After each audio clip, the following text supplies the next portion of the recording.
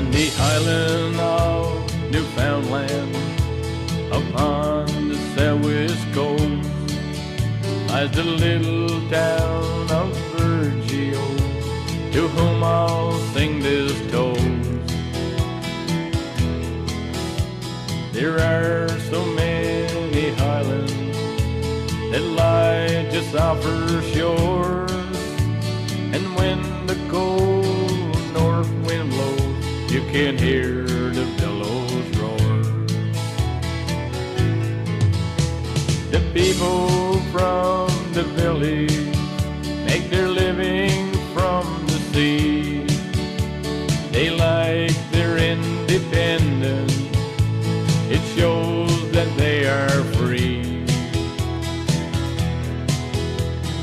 Some fish in their small boats in the wind, the rain and sleet, while others make their living on the offshore trawler fleet. They've known their share of tragedies down through the years, and when the memories overcome, they show their grief with tears. For they have lost some loved ones to the furies of the seas, for heartaches and heartbreaks are locked in memories. This village, it's got beauty carved on its rugged shore. 7 miles of pure white sand, who could ask for more? The mountains and the valleys where the rivers run so fast, and the salmon rise to the sportsman's fly as he makes another cast. Now the people of this village love their native home, for anyone who goes away, oh surely will return. Just like that lifelong mystery, the answer you won't know. What makes this rugged village burn so deeply in your soul? What makes this rugged village burn so deeply in your soul? Good evening, and welcome to This Week in Review.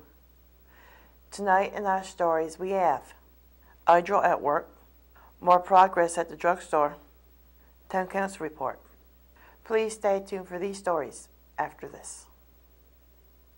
Try your luck on Wednesday and play TV Bingo, sponsored by the Brunettes. Cards are 6 for $5 and can be bought from any member of the Brunettes and in most stores around town. On Tuesday, Idra was busy at work on a pole near the BBS office doing maintenance to their line. The power outage for this area had caused the community to lose their cable and internet service for several hours.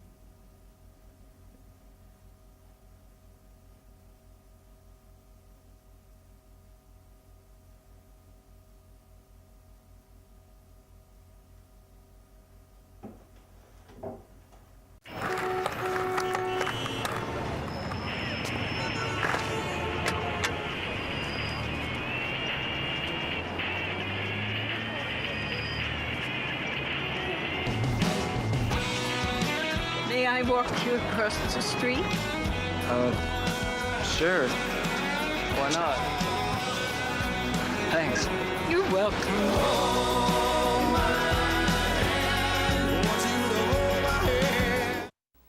Every week, progress can be seen on the new drugstore building. A new glass door has been installed and siding on the sides. With the drop in temperature, putting siding on has become tedious work, so not to break the siding.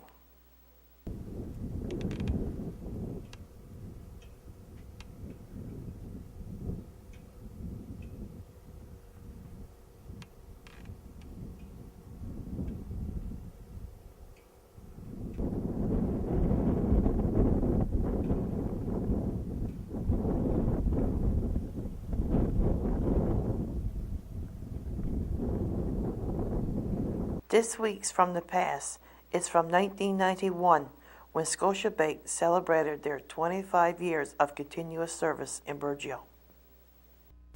Scotiabank was a beehive of activity on Wednesday as it celebrated 25 years of service to the community of Burgeo.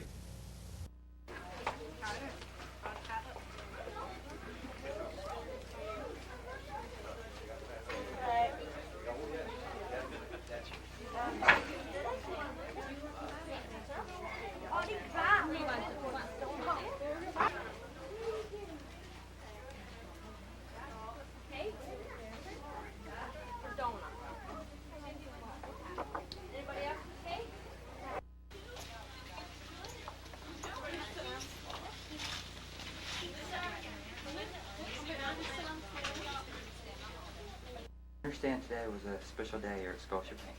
Can you tell us what you were doing today? Today we gave out balloons to the children. We had Tim Horton donuts, an official cake cutting. We gave out souvenirs, and we're drawing for the overnight bake, Scotiabank overnight bake. Okay, why were you doing this today? Today is the anniversary of Scotiabank. It's been serving Burgeo for 25 years. And it's also 7 years ago today, we had our fire. Perhaps you'd like to introduce your guests here today. Dave, with me today is our Assistant General Manager of our Newfoundland region, Mr. Jim Fury. To my closest left, the far left is Mr. Bren Follett. Bren is our Personnel Manager of the Newfoundland region. And we're pleased to have both gentlemen with us today to celebrate our 25 continuous years of service in Burgeo. Okay, Mr. Burton, who was the first bank manager to serve in Burgeo branch? Well, Dave, the first manager to serve in Burgeo branch was a gentleman by the name of Frank Davis. I have a picture of him right here on the wall. That goes right back to 1916, when the Bank of Nova Scotia operated out of the small building located down near Mrs. Mariah Iscox's. And the branch was closed again in May of 1923 due to economic difficulties in the fishery throughout Newfoundland, I guess, at that particular time. So we reopened again in November, on November 17, 66, I should say. At that time, Oliver Pitcher was the first manager, and his chief clerk at that time was Charlie Pittman. I guess there's quite a few people who now still remember both Oliver and Charlie. And they were followed by a guy by the name of Dave Butt, and then it was Bill Learning, Lauren Quinn, Melvin Goss, Bill Verdi, and myself for the past 11 years. Is this your first visit to the Burgeo branch? Yes, it is my first visit to the area. How do you feel about the operations at the Burgeo branch? From what I've seen here today, it's fantastic. We have one fine staff and dedicated bankers here. And I must say that the people of Burgeo are kind, very nice. I talked to many of them today, and I just wish to assure them that we appreciate their patronage, and we intend to continue on serving their needs for many years to come. Okay, thank you, sir. You're welcome. Dave, today we had tickets on a Scotiabank bag. every customer that walked into the branch today or dropped by to say hello. And we put their names on a little piece of paper and put it in the bag. And I'm going to ask Mr. Bryn Paul if he would draw the winning ticket.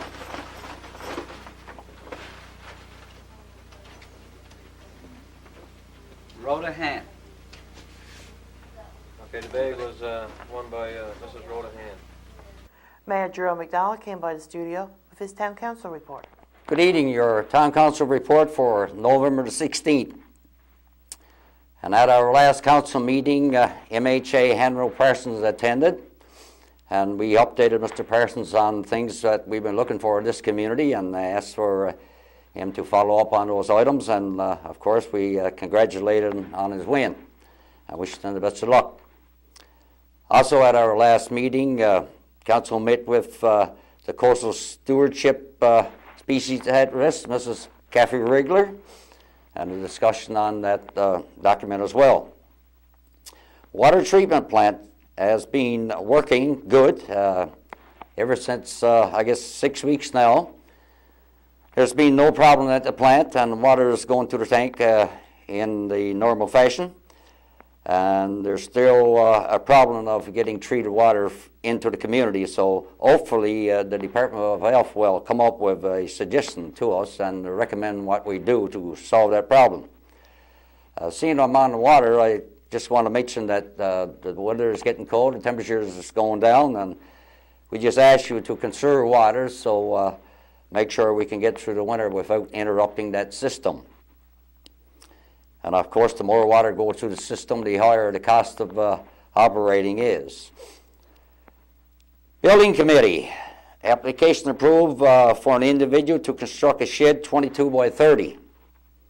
And the Policy Committee is looking at noise regulations for the community, and also looking at a town beautification policy to put in effect for next year for the community as well.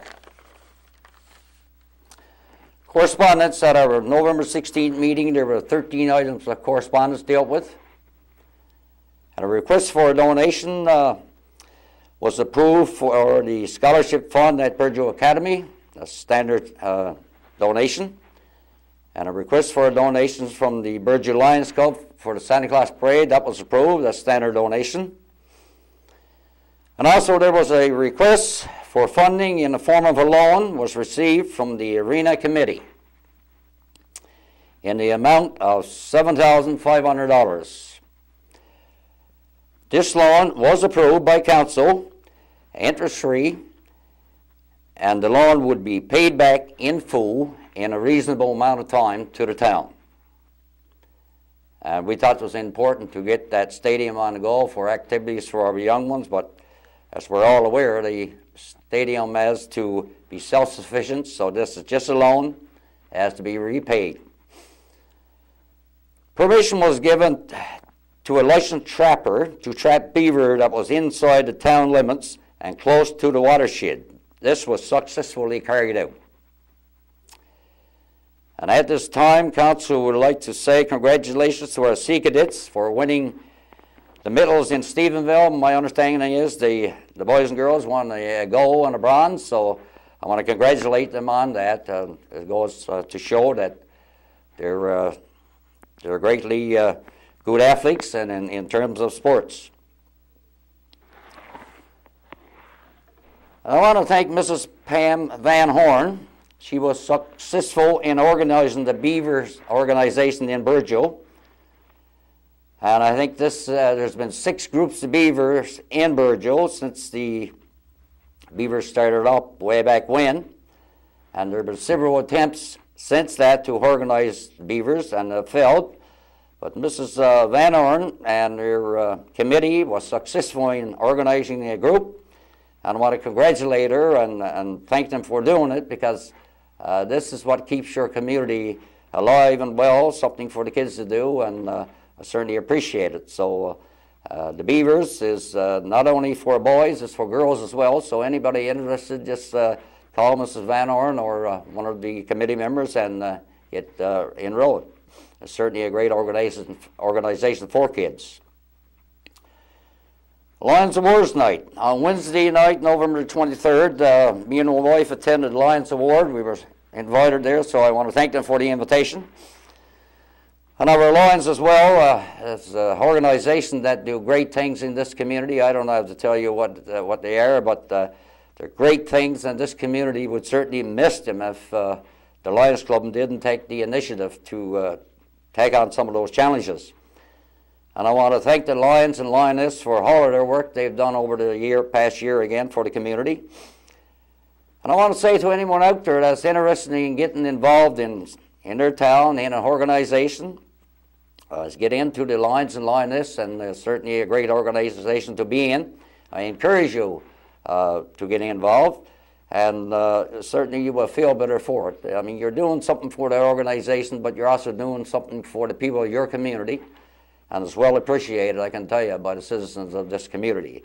So just get involved there and do what you can.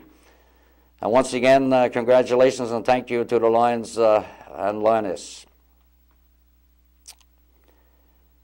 And at our November 16th meeting, invoices were approved for payment in the amount of $18,697.44. Now I got to say, most of that cost was the water treatment plant. $16,000 of that invoice, total invoice, was at the water treatment plant. Caustic soda alone was $9,017.40. Now that's a high price to be paying there. So that's why I asked people a few minutes ago to conserve water. The more water goes through the system, the higher the cost of those chemicals, the more you're using. So, I mean, it's something that we've got to look at and try to get those costs down.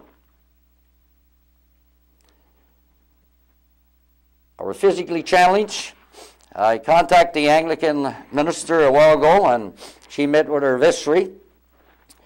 I asked if they would give approval for the physically challenged to use the Anglican parish hall free of charge, and the motion did get passed at the vestry, and I certainly want to thank them for that. And you know, it's a good thing, a place where a physically challenged can go every second week or a couple times a month and have a little social evening there together with them. And I want to certainly thank the vestry members as well, and Reverend Colburn for understanding what this is all about. And as you're aware, I've been a year or so now trying to get something on go for a physically challenged. And I have spoken to Mrs. Ann Brown, and she's going to certainly coordinate those evenings while we still continue to struggle for funding to have this covered off.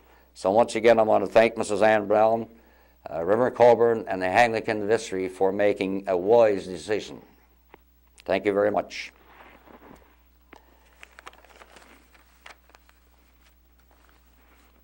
Now, as you're all aware, we have a clothing store here in the community again, and a new drugstore that's certainly starting to move along fast there. And I just want to say to the people of this community, please support all your local business. It's good to have business in the community, and when you see new business starting up, you know, it shows a little sign of prosperity in the community. So I just want to ask the public to please support your local business whenever you can. And I want to thank you for doing that, because it helps to make a community.